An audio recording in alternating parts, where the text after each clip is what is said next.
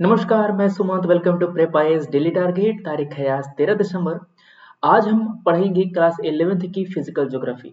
हमने इसके दो चैप्टर्स कंप्लीट कर लिए हैं। चैप्टर नंबर 1 भारत का लोकेशन और चैप्टर नंबर 2 इसकी जो फिजियोग्राफी है उसके बारे में हमने डिस्कशन कर लिया है।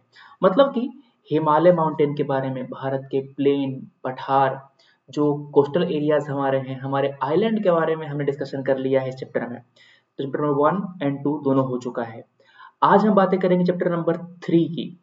ये आपका है ड्रेनेज सिस्टम के बारे में। यहाँ पर आप पढ़ेंगे भारत की जो नदियां हैं उनके बारे में, हमारे यहाँ ड्रेनेज सिस्टम क्या होता है, वाटरशेड क्या होता है, और हमारी जो ईस्ट फ्लोइंग रिवर कौन सी हैं, वेस्ट फ्लोइंग रिवर कौन सी हैं, इसके बारे में देखेंगे। ये वाला जो मैप है ना, थोड़ा सा समय लगा कर देखना, कौन सी रिवर किस रिवर की ट्रिब्यूटरी बनती है आप ये देखिएगा। फॉर एग्जाम्पल, गंगा की लेफ्ट हैंड ट्रिब्यूटरी कौन सी है, राइट हैंड ट्रिब्यूटरी कौन सी है, आपको ध्यान से देखना है। वैसे ही यमुना की लेफ्ट हैंड और राइट हैंड ट्रिब्यूटरी कौन कौन सी है वो देखिएगा। कौन कौन सी नदियां जाके अरेबियन सी में मिलती हैं, कौन सी नदियां जाकर के बे ऑफ बंगाल में मिलती हैं, ये आपको देखना है। एक बात और, नॉर्थ से साउथ आते हुए कौन कौन सी नदियां किस अरेंजमेंट में आती हैं। फॉर एग्जाम्पल, महानदी नॉर्थ में, फिर उसके बाद नीचे आपका कृष्णा आएगा, फिर कावेरी आएगा, इस तरह से। तो आपको नदियों को अरेंज करने के लिए दिया जा सकता है नॉर्थ टू साउथ। ठीक है, इस तरह सवाल रेगुलरली पूछे जाते हैं यूपीएससी के द्वारा।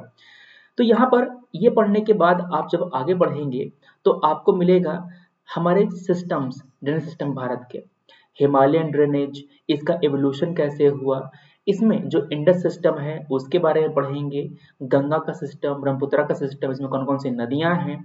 इसके बाद जो पेनिनसुलर इंडिया की जो नदियां हैं उनका सिस्टम, जैसे कि कावेरी का, कृष्णा नदी का, इन सब के बारे में पढ़ेंगे। फिर अंत में आपको सवाल मिलेगा, आप इन क्वेश्चन का आंसर लिख करके सबमिट करेंगे प्रेप आईएएस के टेलीग्राम ग्रुप में। यहाँ पर आप जो क्वेश्चन नंबर 3 है वो कर लीजिएगा, क्वेश्चन नंबर 4 है वो कर लीजिएगा। क्या क्या सोशो इकोनॉमिक एडवांटेजेस हैं हमारे इंटरलिंकिंग रिवर के इंटरलिंकिंग के। तो यहाँ पर अभी हाल में ही जो केन बेतवा नदी है इसके प्रोजेक्ट को पास किया गया है। तो ये सवाल बहुत ही, तुम सोचो, एनसीईआरटी का सवाल होते हुए भी यूपीएससी मेंस के इस साल के एग्जाम के लिए रेलेवेंट है, कैसे। ठीक है ना, तो ध्यान से इसको इसका आंसर लिख के सबमिट करना। जो हमारे पेनिनसुलर नदियां हैं उनके कौन कौन से प्रॉपर्टीज हैं उनके बारे में डिस्कस करेंगे, उसका आंसर लिखेंगे। टोटल 2 सवाल हैं 3 नंबर में और 2 सवाल है चैप्टर नंबर 4 में। तो ड्रेनेज के बारे में पढ़ने के बाद आप आएंगे आखिरी चैप्टर पर, जहां पर पढ़ना है आपको हमारे नेचुरल हैजार्ड के बारे में। ठीक है ना, भारत में कौन कौन सी आपदाएं ज्यादा हमें इम्पैक्ट करती हैं उसके बारे में पढ़ेंगे। जैसे कि फ्लड, अर्थक्वेक, ड्राउट, बाढ़, सूखा, भूकंप, सुनामी, साइक्लोन, लैंडस्लाइड, इनके बारे में पढ़ेंगे।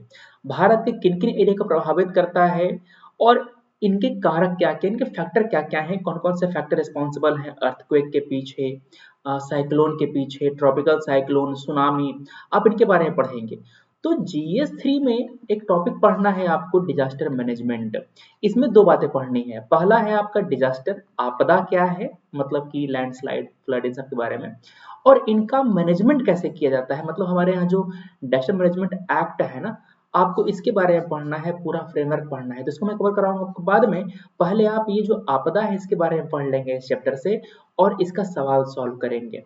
ठीक है ना, इसके आंसर्स को आप लिखिएगा।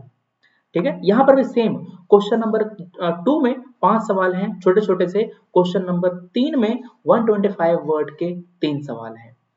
तो आप जो थर्ड क्वेश्चन है ना इसका आंसर लिखेंगे। क्वेश्चन नंबर 2 आपको मन करो तो लिखिए, वरना कोई दिक्कत नहीं है, 3 जरूरी है। वैसे ही जो हमारा लास्ट चैप्टर था ड्रेनेज वाला, वहां पर भी जो सवाल बड़ा वाला था 125 150 वर्ड वाला सवाल था, उसको आप पहले लिखेंगे। ठीक है, चलिए, चूंकि हमने आपको 2 चैप्टर दिया है पढ़ने के लिए ज्योग्राफी में, तो इसीलिए, अच्छा समय कितना है सर चैप्टर नंबर 3 पढ़ने के लिए, आपको आइडियली 1 घंटा 15 मिनट का समय लगेगा और बाकी टाइम आप देंगे आंसर लिखने में और मैप पढ़ने में। तो टोटल यहाँ पर कितना टाइम देना पड़ेगा, 2 घंटे का, ऐसे फालतू नहीं देना है समय। दूसरी बात, चैप्टर नंबर 7 में 17 पेजेस हैं, इसके लिए आपको समय दे रहा हूँ 2 घंटा। ठीक है ना, और 10 मिनट आपको मैप देखने के लिए। आंसर आप लिख सकते हैं इसके बाद, इनको पढ़ने के बाद। एक काम और कर सकते हो, पहले चैप्टर नंबर 7 पढ़ सकते हो, उसके बाद चैप्टर नंबर 3 पढ़ सकते हो। क्यों? चैप्टर नंबर 3 थोड़ा सा फैक्चुअल है, अगर आप बोर होने लग जाए तो इंटरचेंज कर लीजिए, कोई दिक्कत की बात नहीं है। मतलब कि चैप्टर से पढ़ना शुरू करो, आधा पढ़ डालो, बोर हो जाओ, चैप्टर नंबर 3 पे जाओ, ऐसे ही इसमें बोर हो जाओ, वापस इस पे चले आओ, कोई दिक्कत नहीं है। बस बोरियत ज्यादा ना होनी चाहिए, पूरा चैप्टर खत्म होने के बाद ही उठना। इंडियन पॉलिटी आपको हम रेस्ट दे रहे हैं आज, क्योंकि आपको मैंने 2 चैप्टर दिया है ज्योग्राफी में पढ़ने के लिए। क्लियर है? इसके बाद आती है बात आंसर राइटिंग प्रैक्टिस की। तो रोज सुबह 11 बजे आपको हमारे यूट्यूब का जो कम्युनिटी पेज है वहां पर और टेलीग्राम का जो चैनल और ग्रुप है वहां पर आपको 2 सवाल मिल जाएंगे, उसका आंसर लेकर के सबमिट कीजिएगा। रात में 8 बजे डिस्कस किया जाएगा इन सवालों को। ठीक है, अब आती है बात करंट अफेयर की। यहाँ पर रोज सुबह 8 बजे द हिंदू का डिस्कशन होता है चैनल पे, वो देख लीजिएगा। और जो अगस्त महीने की मैगजीन है, अगस्त महीने की मैगजीन विजन की, इसको हम लोग कवर कर रहे हैं। क्यों सर? सितंबर हमने कंप्लीट कर लिया है, अक्टूबर हमने कंप्लीट कर लिया है, अब आती है बात अगस्त की। अगस्त वाले में आज पढ़ेंगे आप अंतरराष्ट्रीय संबंध के बारे में, इंटरनेशनल रिलेशन के बारे में। यहाँ पर 4 टॉपिक हैं। इंडो सोवियत ट्रीटी के 50 साल हो गए, तालिबान का कंट्रोल हो गया अफगानिस्तान पर, इंडिया श्रीलंका रिलेशन और क्रॉस बॉर्डर फ्लड मैनेजमेंट। ध्यान सुनना, इंटरनेशनल रिलेशन के लिए आपको कोई भी किताब नहीं पढ़नी है, केवल मंथली मैगजीन पढ़ना है, यहीं से आपका टॉपिक हो जाएगा। फॉर एग्जांपल यहाँ पर आपका जो हमारे नेबर्स हैं उसका एक टॉपिक इंडो श्रीलंका रिलेशन यहाँ से पूरा हो जाएगा।